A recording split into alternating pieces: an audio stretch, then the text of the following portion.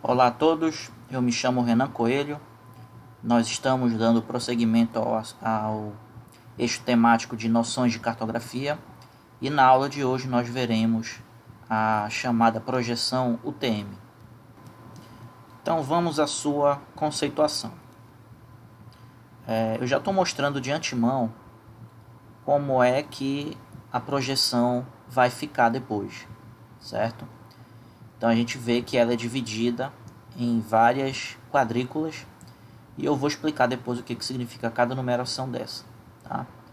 Mas já reparem que ela vai do 1, que inicia aqui, vai crescendo em direção da esquerda para a direita e chega até o máximo de 60.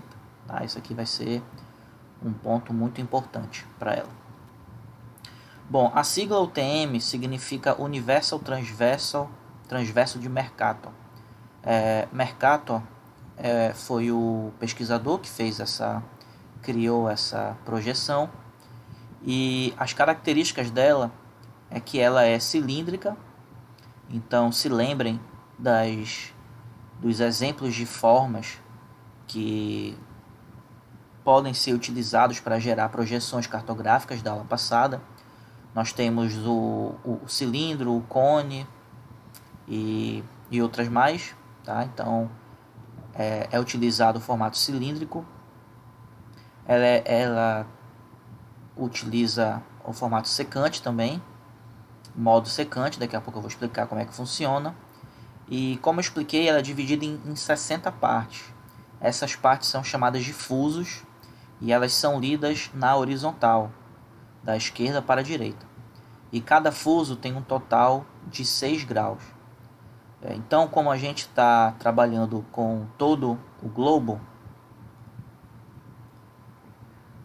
nós temos o planeta Terra.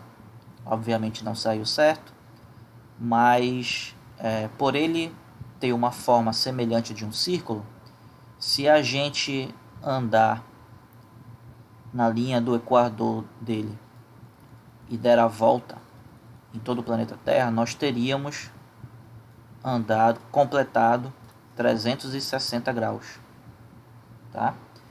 Então, os fusos, 60 vezes 6 graus que tem em cada fuso, vai totalizar 360 graus, que é a curvatura da Terra, tá? E só para termos de conhecimento, cada 1 grau desses, então não é a cada 6 graus, mas 1 grau tem aproximadamente 111 quilômetros de distância. Tudo bem? E mais ao final eu vou explicar como que a gente utiliza essa projeção para mapeamentos, mas eu já adianto que ela é boa para se trabalhar quando a nossa área de estudo é uma área pequena.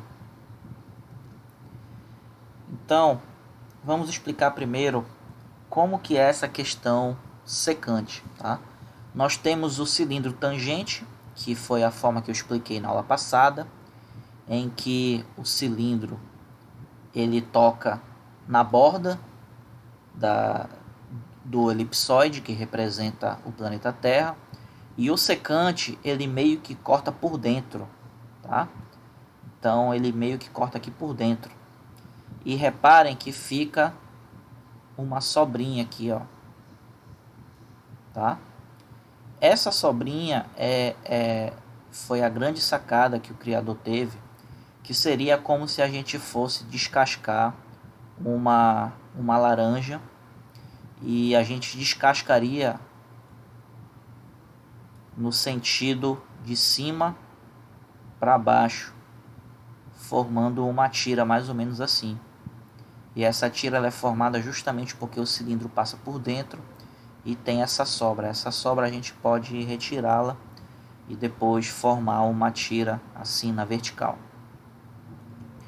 Só que eu expliquei na aula de projeções que o cilindro ou qualquer outra forma de projeção, ela é mais correta, apresenta dados mais exatos no ponto em que o cilindro toca.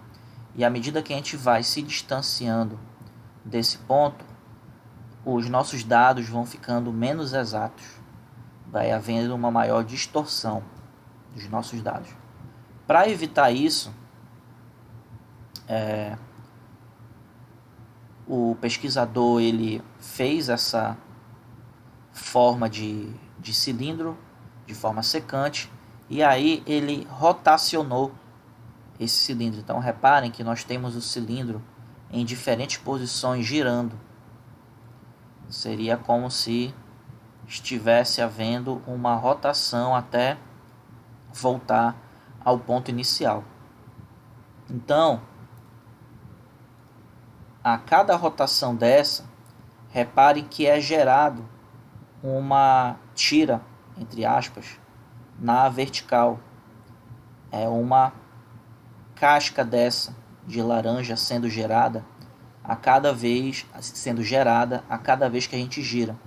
Então nós temos essa mais avermelhada, essa mais esverdeada, essa mais azulada, tá?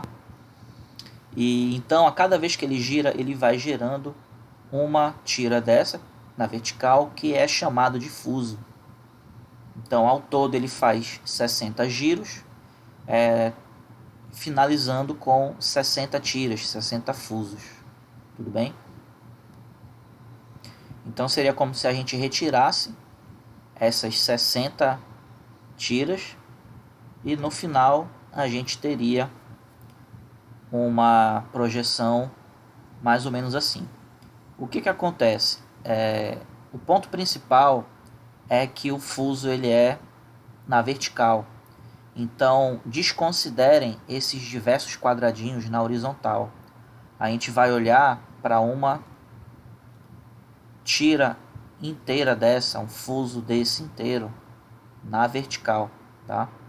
Então isso é considerado um fuso. Esse aqui é considerado outro fuso e por aí sucessivamente. Tudo bem?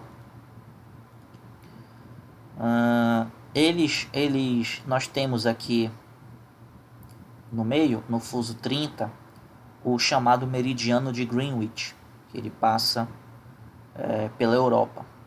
E se nós...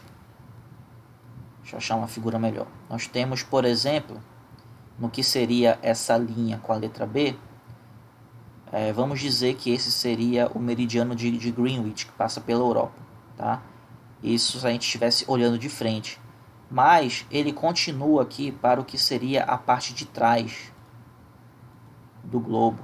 Então ele continua, quando chega aqui, ele continua na parte de trás do que seria o globo, até que ele chegue aqui novamente e faça esse círculo, certo? Então essa parte de trás eu vou explicar melhor na aula de sistemas de coordenadas, mas essa parte de trás é chamada de antimeridiano de Greenwich. O meridiano de Greenwich fica aqui na frente e na parte de trás é o antimeridiano de Greenwich. Só que quando nós estamos trabalhando com um globo, esse antimeridiano ele é um só. Só que quando a gente corta aqui atrás o globo e abre para um formato plano, né? Esse antimeridiano que antes ficava atrás do que seria aqui o meridiano, agora ele se abriu e parte dele veio para cá, parte dele veio para cá, tá? Já que essas partes aqui da borda, se a gente juntar elas, se a gente fechar essa folha e a gente juntar elas duas fechariam o globo e formariam essa parte aqui de trás, que é o antimeridiano, certo? Então, é por isso que a gente começa a contagem a partir da esquerda, que seria o antimeridiano de Greenwich, tá? A gente não começa a contar a partir do meridiano, porque senão começaria aqui 1, 2, 3, chegaria aqui no 29, aí pularia para o 30, que seria aqui. Então a gente inicia no antimeridiano, que quando a gente abre mais a oeste, então seria mais à esquerda, e inicia a contagem 1, 2, 3 até o 60 no outro lado, que seria ou antimeridiano mais a leste, por assim dizer, tá? Mais à direita. Então nós temos aqui os fusos, que é toda essa parte na vertical, e nós temos esses outros quadradinhos que seriam zonas, tá? Então nós também podemos dividir os fusos, a numeração do fuso, e também considerando o fuso tal na zona M, por exemplo. Então aqui estão as letras das zonas, mas não será o foco da nossa aula. O que nós temos que saber, já prevendo a elaboração de mapas, é que os fusos eles são divididos pela linha do Equador. Na verdade, a linha está aqui. Me desculpem, a linha está aqui. Grau zero está bem aqui. Não dá para ver, mas está bem pequenininha aqui, 0. Então essa é a linha do Equador. Então nós temos a parte do fuso para cima, ao norte, e a parte do fuso para baixo, ao sul, certo? Então a gente considera o fuso, na hora de mapear, em duas partes, a parte ao norte e a parte ao sul. Então, na hora de trabalhar com mapeamento,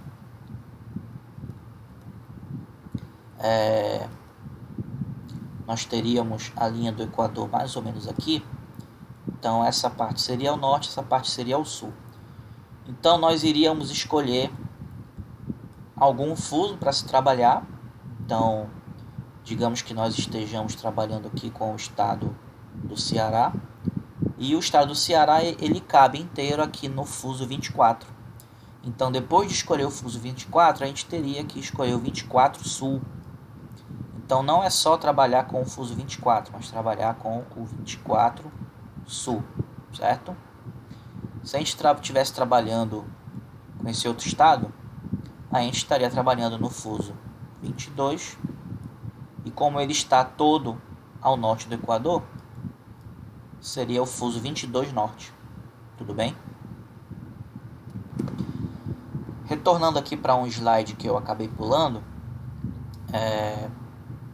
quando vocês forem ver a aula de coordenadas, vai ficar mais claro para vocês. Só que, como a gente já está falando da projeção TM, eu vou acabar adiantando um pouquinho essa parte. Então é o seguinte, eu já acabei de explicar que a partir da linha do Equador nós temos o mesmo fuso, só que na parte norte, e abaixo da linha do Equador o mesmo fuso na parte sul. E então, esse fuso, ele trabalha com coordenadas medidas em metro, tá? Vocês vão ver na próxima aula de coordenadas que nós temos coordenadas em grau, minuto, segundo, grau decimal, e essa projeção TM ela trabalha com metros, então não são em graus, são em metros. Vamos atentar para isso. E o que acontece? Nós temos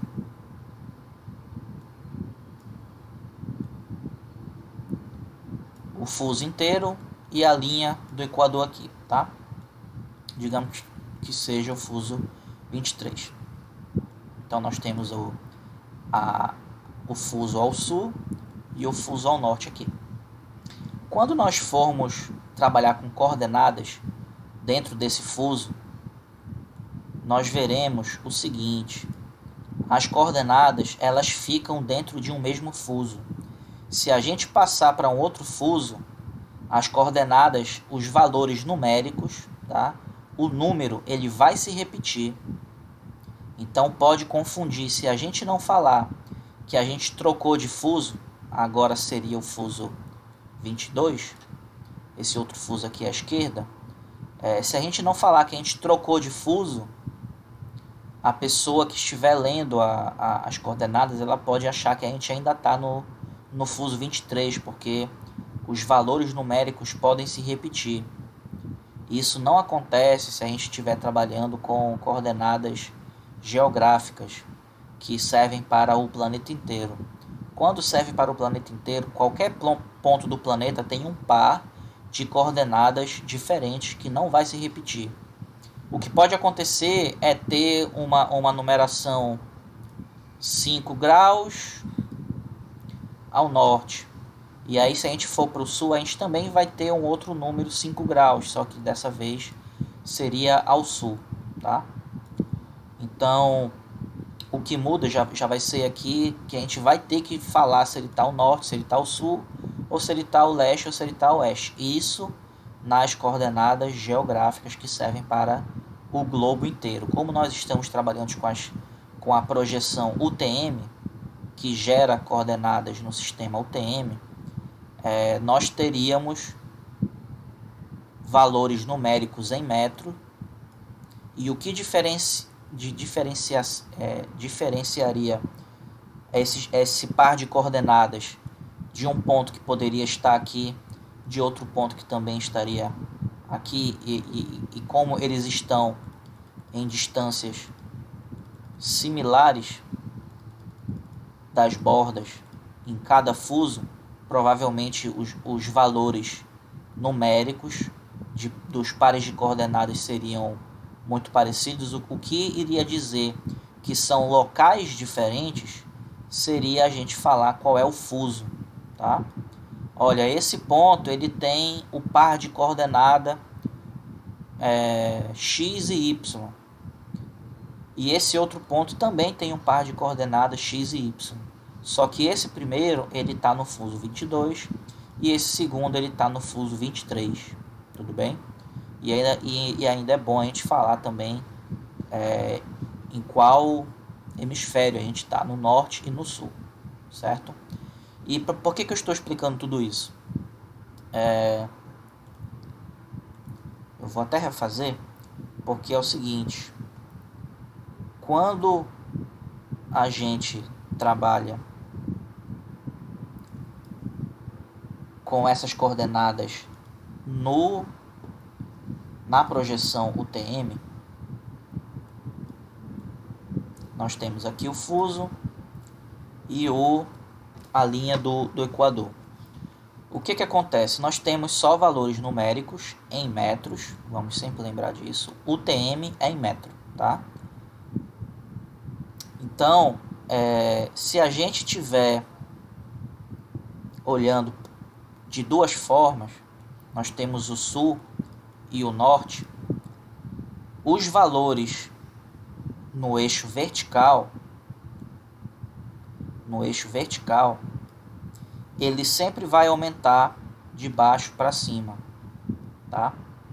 Só que é o seguinte, como ele reinicia no eixo do equador, então o que acontece? A gente está aumentando os valores em metros de baixo para cima, e quando chega na linha do equador, ele vai ter no máximo 10 milhões, tá? Então, o que eu estou querendo dizer aqui? Da linha do equador, a partir da linha do equador, o sul, ele inicia com 10 milhões de metros. Então, se eu estou na linha do equador, eu tenho aqui 10 milhões de metros, tá? E, como eu falei, se nós estamos a partir da linha do equador e nós vamos olhar para o eixo sul, nós vamos olhar para baixo. Então, da linha do equador, ele inicia com 10 milhões. Mas se a gente estivesse fazendo o pensamento inverso, olhando de baixo para cima até a linha do equador, esse número iria subir até bater aqui a marca dos 10 milhões. Tá? Quando a gente chega na linha do equador e a gente passa a olhar para o norte, como a gente reiniciou a contagem, do norte, da linha do equador para cima, ele vai iniciar com 0 metros. Então, isso quer dizer, ó, da linha do equador, o norte inicia com 0 metros e vai aumentando à medida que sobe. Então, eu estou na linha do equador, trabalhando com alguma área ao norte da linha do equador. A contagem da coordenada no eixo vertical, que é o eixo norte-sul, ela inicia em 0 no eixo norte e inicia em 10 milhões se a gente for olhar para o sul, e vai diminuindo à medida que a gente vai descendo da linha do equador para baixo.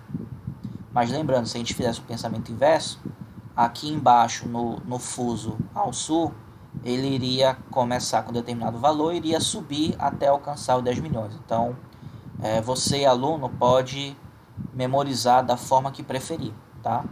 Ou da forma como realmente repassam, que é essa que está escrita aqui no primeiro parágrafo, ou da forma como eu falei, seguindo o pensamento de que a parte de baixo sempre tem um valor menor do que a parte de cima, desse fuso ao sul e do fuso ao norte também. A parte de baixo do fuso norte tem um valor menor do que a parte de cima desse mesmo fuso norte.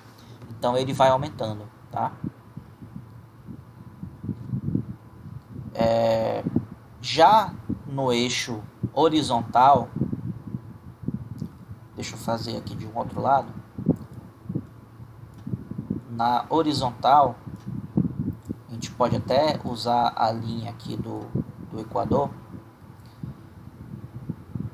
Esse lado aqui, todo esse lado, quando a gente está trabalhando com as coordenadas, ele inicia em 170 mil metros. E quando ele bate nesse outro lado aqui, ele finaliza com 850 mil metros mais a leste, certo? Então a parte à esquerda do fuso, se a gente começar a contar as coordenadas, ela vai começar a contar de 170 mil, vai aumentando, vai aumentando, vai aumentando, vai aumentando até quando chega mais ou menos aqui, ela tem 850 mil metros, certo? Lembrando, na próxima aula de sistema de coordenadas eu vou explicar melhor como que a gente compreende essas coordenadas, não só as UTMs, como também as geográficas, tá? O pensamento geral no plano cartesiano, tá? Mas já adiantando, a gente pega um ponto e a gente arrasta ele para um eixo e depois arrasta ele para outro eixo, certo? Então, nesse caso, como a gente está trabalhando no eixo horizontal, a gente tá olhando para esse eixo aqui de baixo, tá? Então os pontos estão descendo para se trabalhar aqui, beleza? E deixa eu apagar novamente. E cada fuso tem um meridiano. A gente chama de meridiano uma linha imaginária que passa, nesse caso, no meio de cada fuso, certo? Nós também chamamos de meridianos outras linhas na vertical que cortam o globo, tá? Eu vou explicar isso na aula de sistemas de coordenadas. Mas se tratando de fuso, a gente obedece o mesmo pensamento. É uma linha na vertical imaginária, em se tratando de sistema de coordenadas que tem relação com projeção ou coordenadas, a gente chama de meridiano. Qualquer linha na vertical, tá?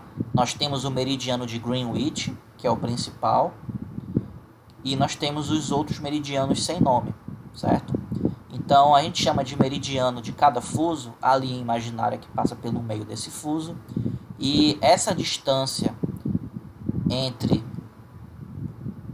esses dois lados aqui, por assim dizer, ela está a 500 mil metros, tá? Ela está a 500 mil metros. E aí cabe o que eu expliquei aqui agora há pouco. Se a gente andar do meio para cá, a gente vai se aproximar dos 170 mil metros. E se a gente andar desse meio, em qualquer parte desse meio para a direita, a gente vai aumentar de 500 mil metros para próximo dos 850 mil metros. Tudo bem?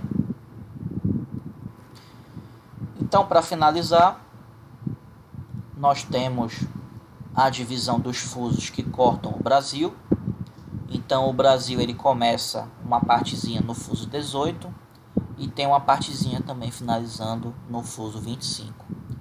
Lembrando que existe uma linha do Equador passando aqui no meio, certo? Mais aqui nessa porção, e que divide o fuso em norte e sul, tá? Quando a gente vai trabalhar com mapeamento, a gente tem que ver aonde está a nossa área de trabalho. Então, digamos que a gente esteja trabalhando aqui nessa região do Rio Grande do Sul, tá? Tem uma cidade ou então uma fazenda e toda a nossa área, é importante isso, toda a nossa área, ela se inclui num fuso só. Então é indicado que a gente trabalhe com, a gente mexa no sistema de coordenadas, no datum, para selecionar um datum que esteja na projeção TM, certo? E esse datum, vocês devem ter reparado, mas eu vou explicar de novo depois.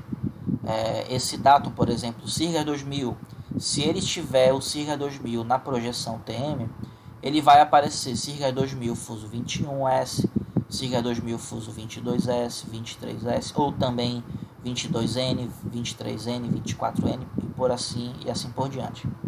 Tudo bem? Então, se a sua área de estudo, seja ela uma fazenda, uma cidade, um município, incluindo a área rural, ou até mesmo um estado, ele couber inteiramente num fuso, tente alterar o seu sistema de dados e de projeção para a projeção TM, que é um dos mais indicados, certo? Já que ele tem menos distorções na horizontal, já que tem uma distância muito pequena aqui de um fuso para o outro, tá? E então, obrigado pela atenção de vocês, espero que tenham compreendido um pouco mais sobre o assunto e nos vemos na próxima aula.